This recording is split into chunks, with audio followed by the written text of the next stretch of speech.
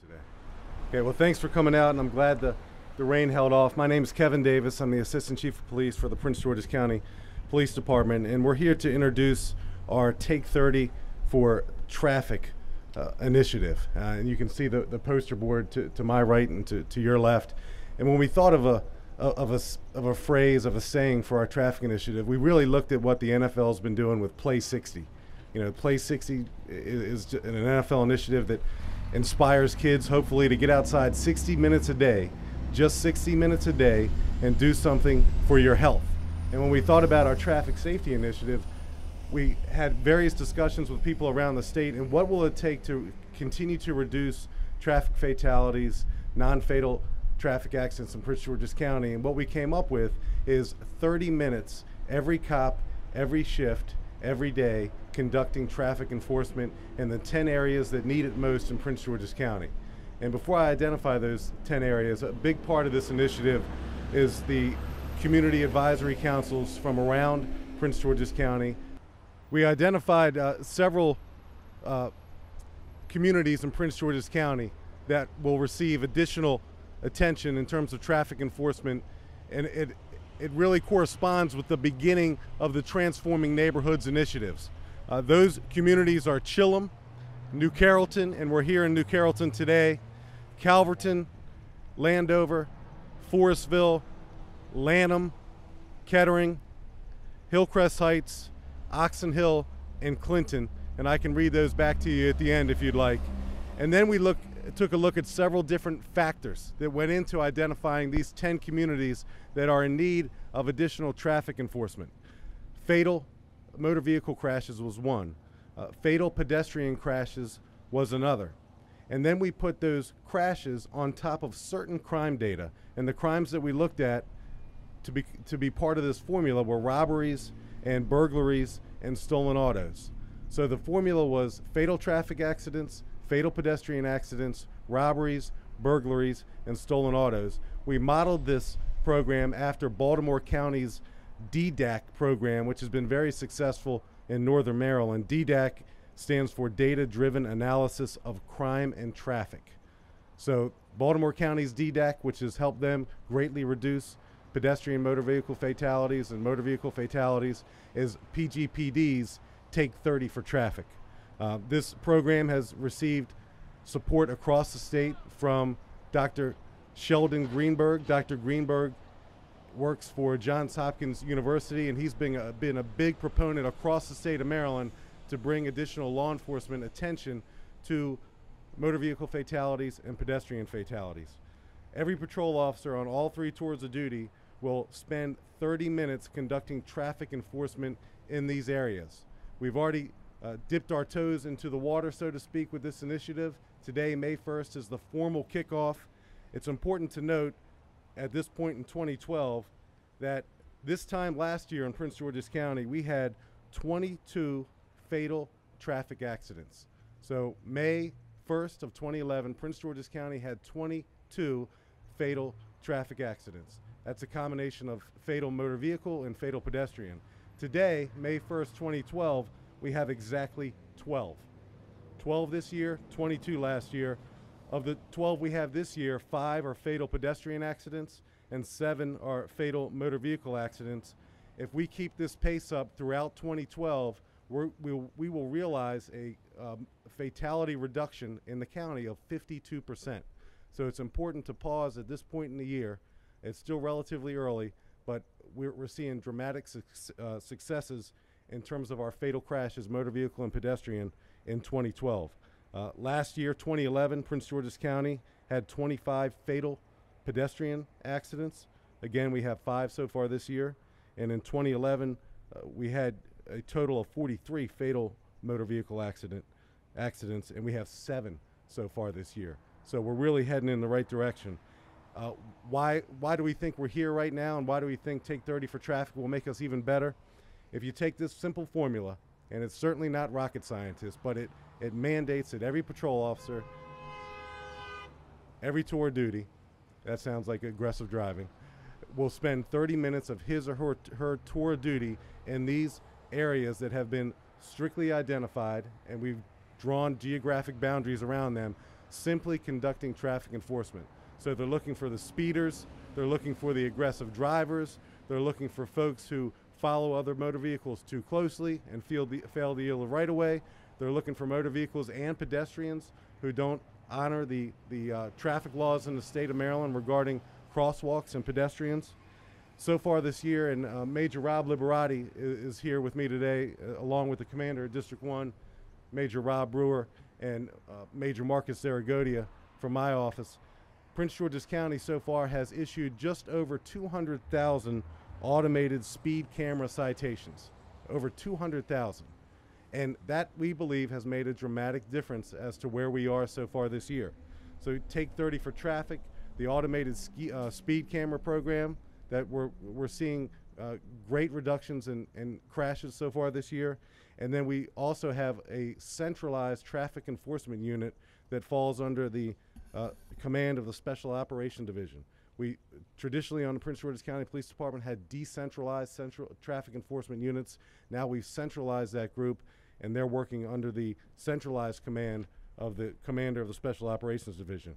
We were just notified yesterday by the state of Maryland that Prince George's County, for the first time ever, won the Maryland Law Enforcement Challenge. It was a Chief's Challenge and Sheriff's Challenge.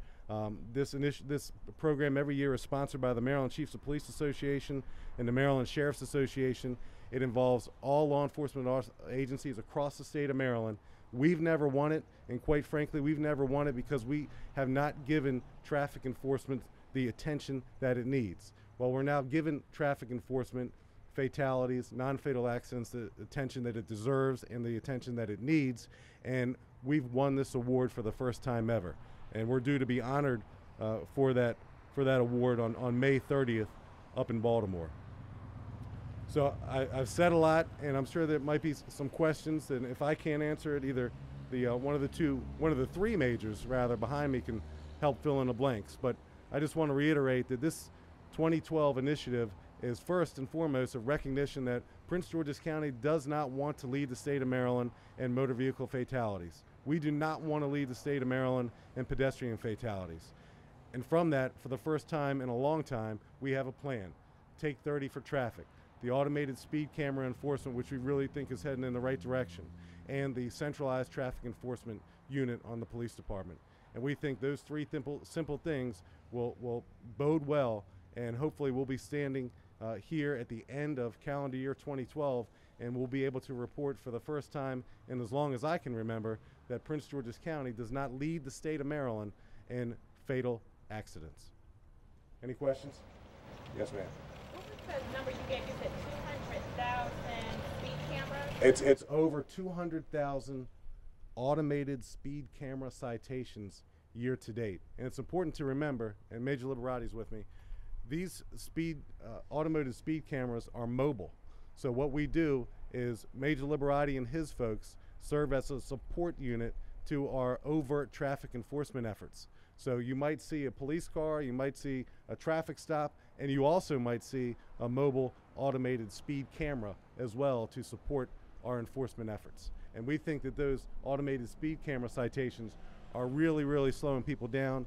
Mr. Brown mentioned to us before we started this that when people slow down on the weekends, that's really a good sign that these automated speed cameras have served to change the behavior of speeding and aggressive drivers, because as you know, the speed cameras only work Monday through Friday in the early morning and late evening hours.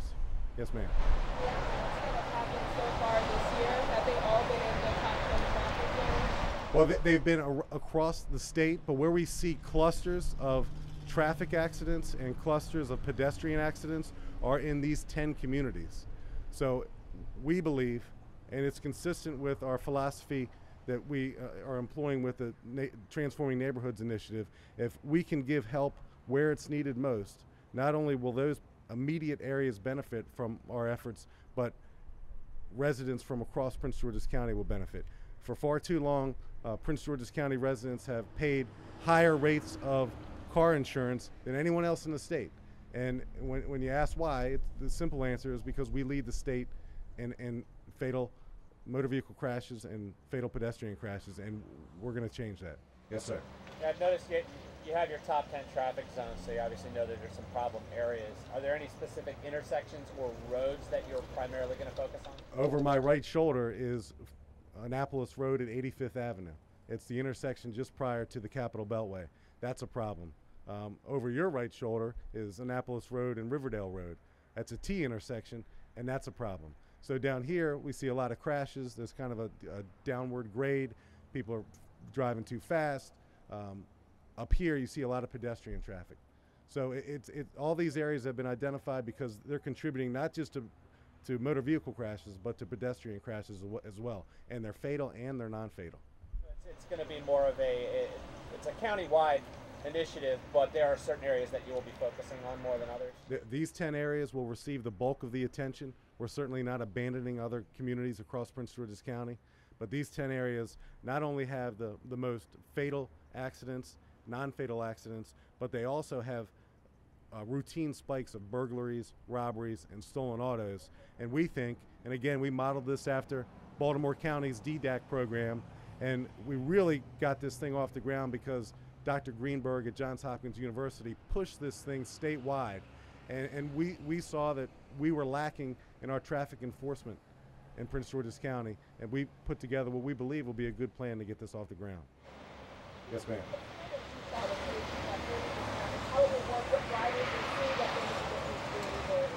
They'll see traffic stops, and the typical patrol squad has, let's say, approximately 12 patrol officers assigned to that squad.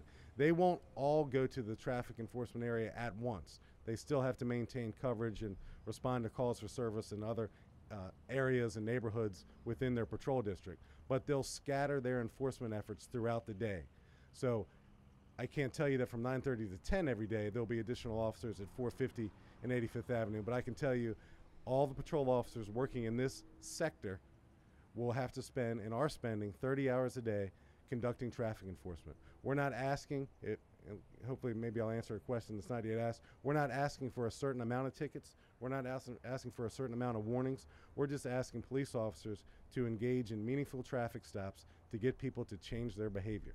So sometimes that change of behavior results from a citation, sometimes it's a written warning, and sometimes it's simply a verbal warning. And a lot of those verbal warnings we think will be directed at pedestrians who cross where it's not safe to do so. So this is not an effort that we're going to enforce our way out of. It's a combination of enforcement and education and consistent effort on behalf of the police department. Any other questions? Any other questions for the majors behind me? Okay, thank you.